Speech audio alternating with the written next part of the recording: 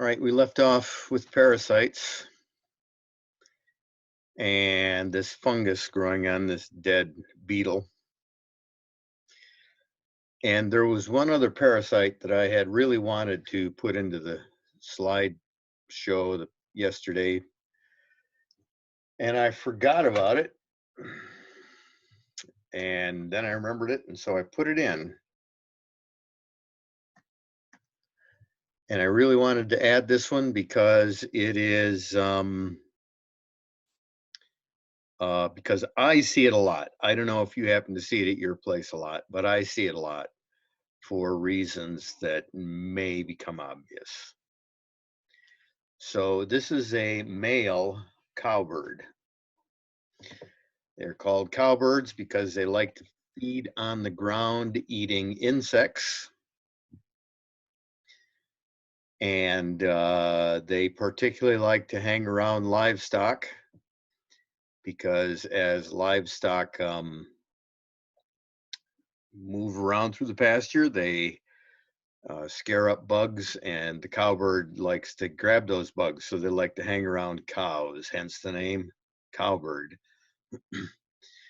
They also, these days, I don't plow and plant much. I just bale hay for the cows and buy feed. But in days gone by, when I used to spend a lot of time plowing or disking, they would like to follow along the plow, getting the bugs that were stirred up by the soil being turned over. So I see these birds a lot. Male is like this. A female looks like an oversized sparrow, about this size, maybe a smidgen smaller than the female, but has just kind of a sparrow-like brown stripes and so on. Well, how is this a parasite? This is an interesting kind of parasite. That's another reason I wanted to show it to you. We don't.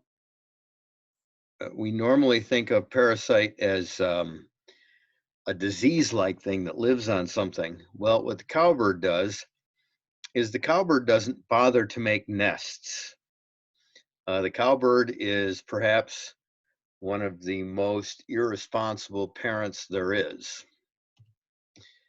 The cowbird will do is the cowbird will lay an egg in somebody else's nest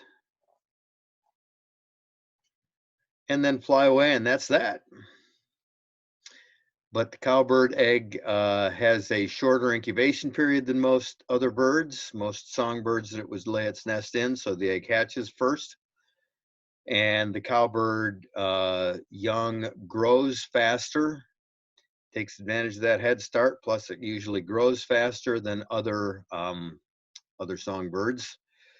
So it gets a head start on the other birds and is more demanding, is first up with its head when mom comes back with food, and it frequently ends up the other birds starve to death or are stunted.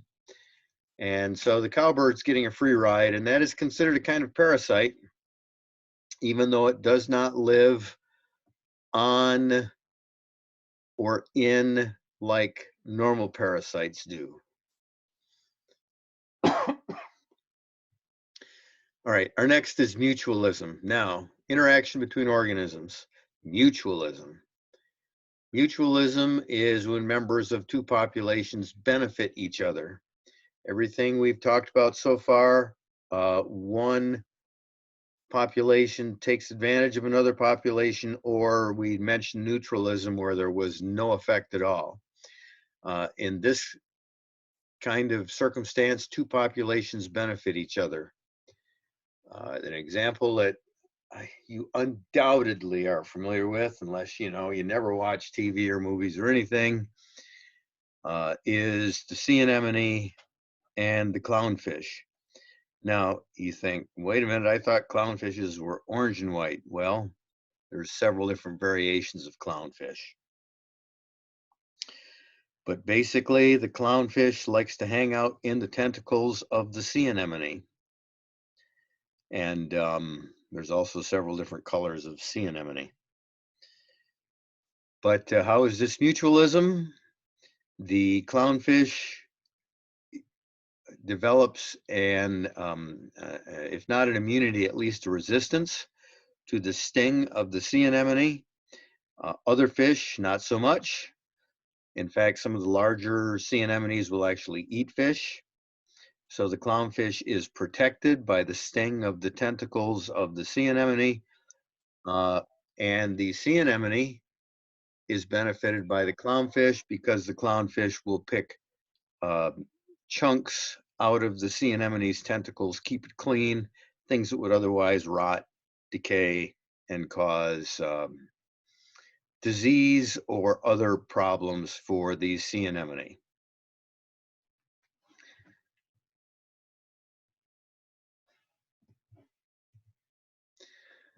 This is kind of a gross picture up close. This is another kind of mutualism.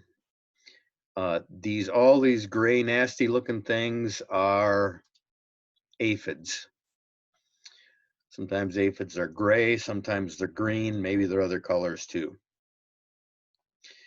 If you or your parents care at all about gardening, you may have heard of aphids. Aphids are a kind of insect that likes to suck the sap out of plants. And the easiest place for them to shove their nose in, they're basically plant mosquitoes, except, man, can you imagine if mosquitoes piled on you that thick? Well, the plant can't shake or swoosh or brush off, so the aphids can pile up like this.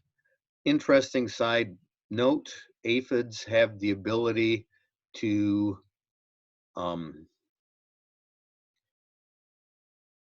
lay large numbers of unfertilized eggs that will hatch, or lay eggs without mating that parthenogenically develop.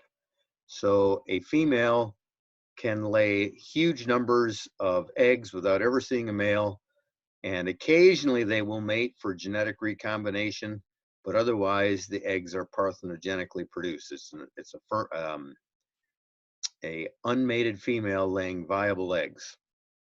But what these do is, especially when you get a huge number of them, they will go to where the soft growing tissue of the plant is, because that's the easiest to get their little piercing mouth part in and suck the sap, which has sugar in it and minerals. And that will cause the growing tip of the plant to be deformed. So like if you grow roses and you've got aphids, the rose buds are all deformed and knotty, gnarly looking, and they won't open right. And sometimes the growing tips just look shriveled up, not dead, just small and shriveled. Fruit trees get aphids. A lot of plants that we care about get aphids. So that's what all these gray things are. Now, what you can also see here, the brown things, if you can't make it out, are ants. So here's where the symbiosis comes in. The aphids will exude little teeny tiny bits of a sweet, sticky, say it as two words. They will exude this little bit of sweet, sticky substance from their bodies. And the ants clean up this sweet, sticky substance that the aphids exude, and that feeds the ants. Well, what does that do for the aphids? The ants are, as far as the insect world goes, fairly aggressive fighters.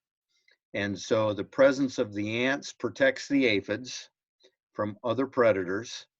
Not completely. That's one of the things about ladybugs. Ladybugs love aphids.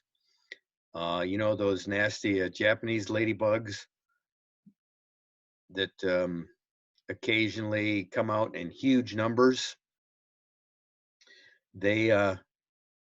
They were actually released intentionally to eat aphids, so we caused that problem for ourselves. But the native ladybug eats aphids also, but it doesn't get out of control. So there are some predators that can get past the ants, but the ants will protect the ladybugs from most predators, so that the ladybugs feed the ants protect the ladybugs, and we've got this mutualistic thing going on here. They both help each other. Okay, next example. Some mutualism is not as, I don't know how to say this. It's not as tight. The organisms don't stay as closely together all the time as aphids and ants, or whatever the one I said before that was. Sea anemones and clownfish. This is obviously a bee and a flower. Well, that's a mutualistic relationship. The bee doesn't spend its entire life on a flower. It doesn't even spend the majority of its time on a flower, but the bee does get nectar that it uses to make honey from the flower. The flower exudes this nectar, probably specifically to attract the bee. And then you can see, if you look closely,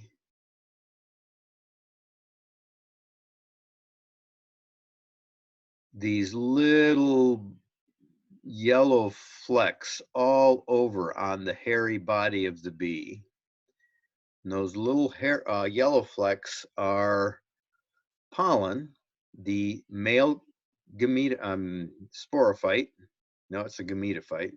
Remember the alternation of generations? This pollen is actually a microscopic plant, but it will take this pollen to the next flower to pollinate the next flower. So the bees get fed, they get their honey for the winter, or they use the nectar to make honey for the winter. And the plants get their genes spread to other plants for genetic recombination. So it's a mutualistic, both sides benefit on this. Now, you may have seen this one, but you've never looked at it this close. I've seen these a few times in real life. I saw them a lot more when I was down at Bog's Rooms than I see them now. They do a lot better in the South than they do up here. Only see them only very, very occasionally up here. But this is a kind of lichen. A lot of I've talked about this. Lichens are what a lot of people call moss, but they're not moss, they're lichens. Moss is green leafy shoots. Lichens don't have green leafy shoots. This is called redcoats or British soldiers for reasons that should suggest themselves from the red structures on them.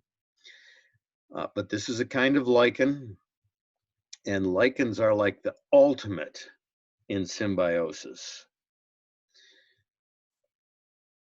Lichens are an algae, a species of algae, and a species of fungi with their cells intermingled with each other. Neither can live without the other. Let me get this straight. The algae performs photosynthesis to make food, and the fungi holds water to keep the algae, because algae grows in water, right? So the algae makes the food and the fungi holds the water, and neither can live without the other. If you could somehow, Star Trek wise, beam the algae out, the fungus would die. Or if you could beam the fungus out, the algae would die. So it is like the ultimate in symbiosis. Next term, it's the ultimate in mutualism. Next term is symbiosis. Now, SYM, means together. And bio, as we know, means living. And the osis, we didn't, you know, it would be symbiosis, double O, but we don't like all those vowels. You know, yeah, Alex, I'd like to get rid of a vowel. So it's a condition of.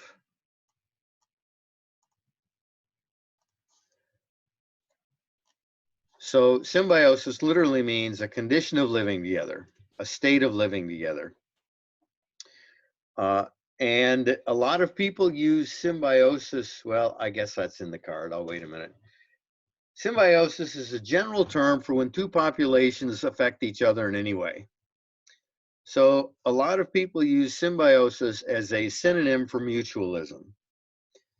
But prey-predator is symbiosis. They are existing in the ecosystem together. And no one would call, at least being the prey, no one would call being eaten a positive, I don't think. Parasite relationship is a symbiosis. So this is not really like a lot of people use it. It's more of a general term. And I didn't get any pictures for this because every picture we looked at so far could count for this because they're all two things living together.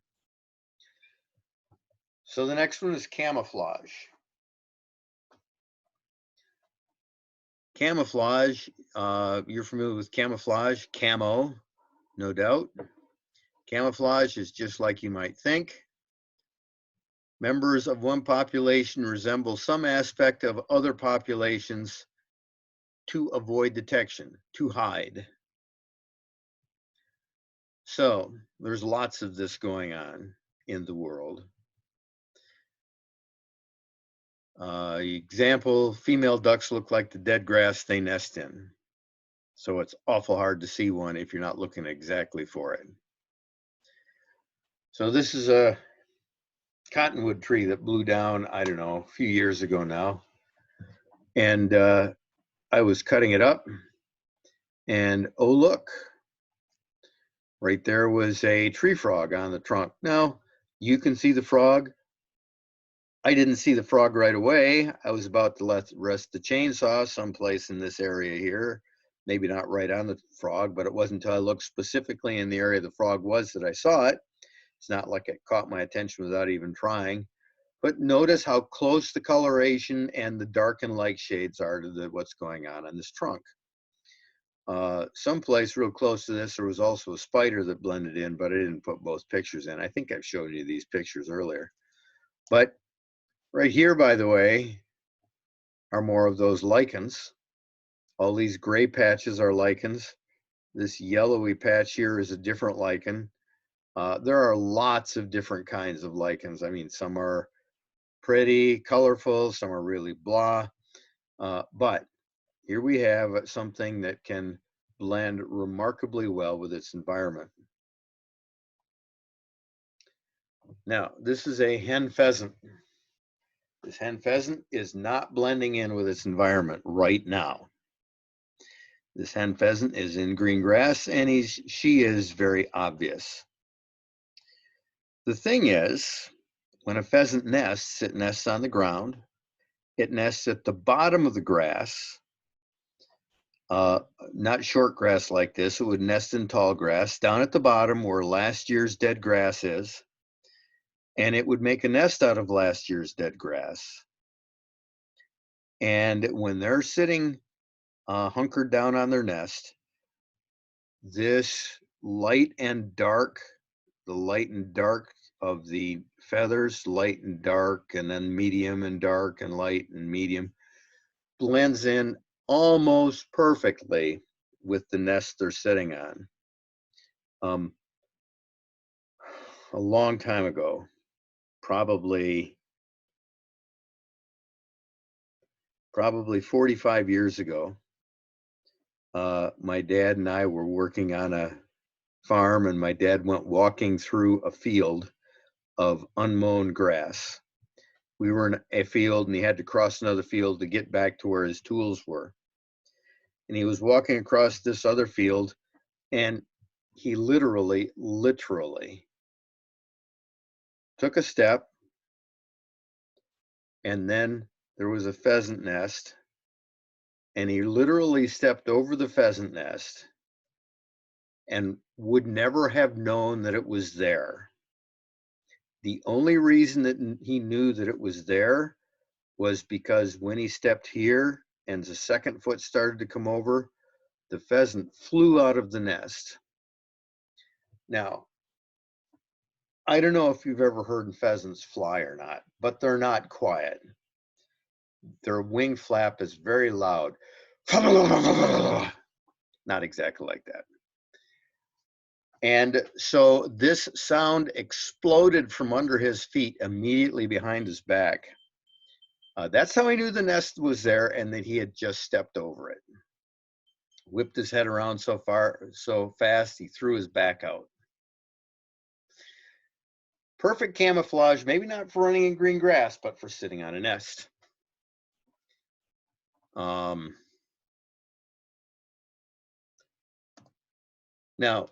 you can clearly see this bug, clearly.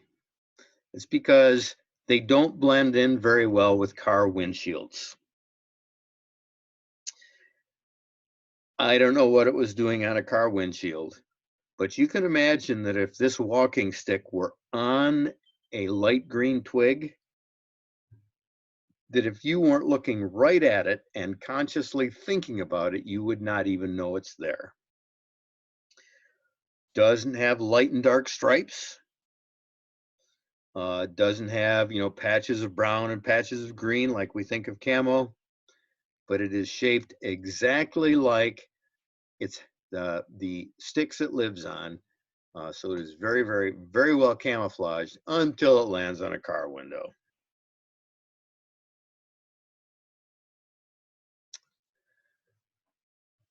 Next one is mimicry.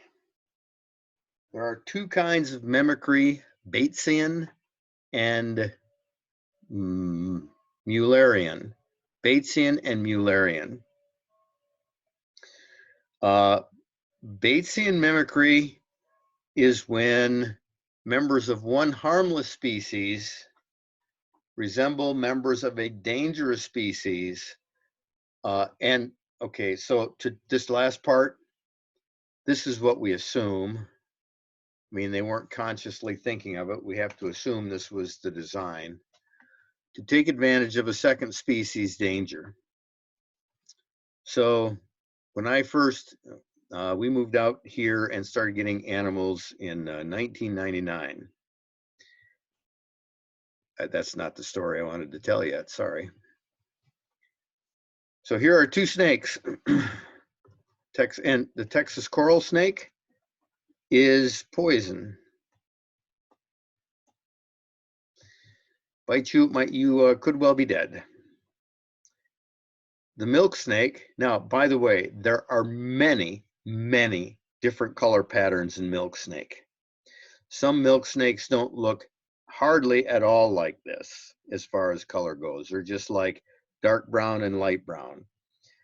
There is a wide range of variability in milk snake, and there's a fairly wide range of variability in coral snake. But the Mexican milk snake is a constrictor, which means it does not have poison. Instead, it wraps around its prey and squeezes its prey to death. Now, good news for you, these don't get big enough to squeeze hardly anything other than your finger. I mean, they could wrap around your wrist and you'd feel they were getting tight, but they wouldn't hurt. Because it's not like you can squeeze the breath out of your wrist. So these are not poison, they're constrictors. But if you're a dumb animal, or maybe even none of you are, a dumb person, and you're used to seeing these, and you pick up one, if you're used to seeing these and you pick up one of these, you're gonna be in trouble.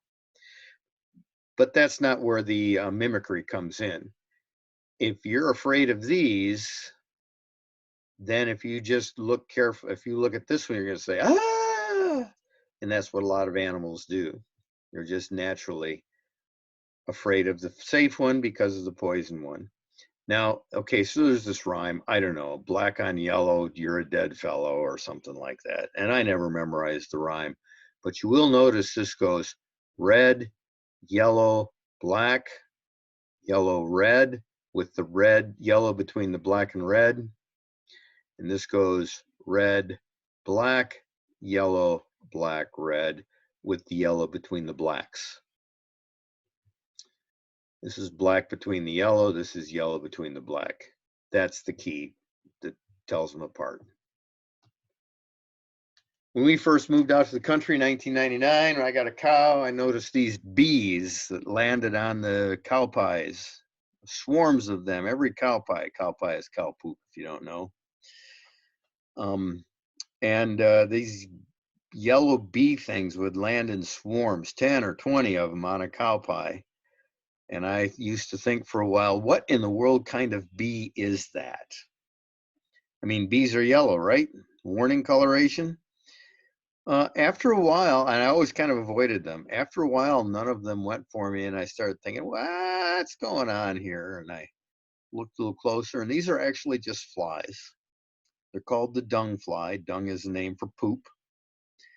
So basically, dung fly is a nice way to say poop fly. And occasionally I'll see one like on the wall of my barn. Not very often. They really like that poop. But occasionally I'll see one up close, and yep, they're a fly, all right, perfectly harmless. But that yellow coloration, that's Batesian mimicry. They don't have the dark stripes that a lot of bees have. But that brings us to the other one, Mullerian mimicry. In Mullerian mimicry, members of one dangerous species resemble members of another dangerous species, and we assume that is to multiply the effect. In other words, you're stung by something that's black and yellow stripes, or just stripes, some kind of bright stripes, and now you're afraid of everything that has bright stripes. And I know some people are like that. I've had them in my class. Oh, it's a bee! When it's nothing to be worried about. So look at all these black and yellow things. Carpenter bee can't actually hurt you, so that carpenter bee would actually be I'm getting my names mixed up. The first one we talked about, Batesian mimicry. But honeybees, they're fairly friendly, but they will and can sting if they're threatened. The hoverfly doesn't sting, so that's more of that Batesian. Bumblebee can sting, but this is cool. We'll let you pet it without getting agitated. You have to be very, very careful. It doesn't agitate easy, but it's not like, but it can sting. Yellow jacket, oh, they're the bad ones. Those are the nasty ones, black and yellow. Paper wasp,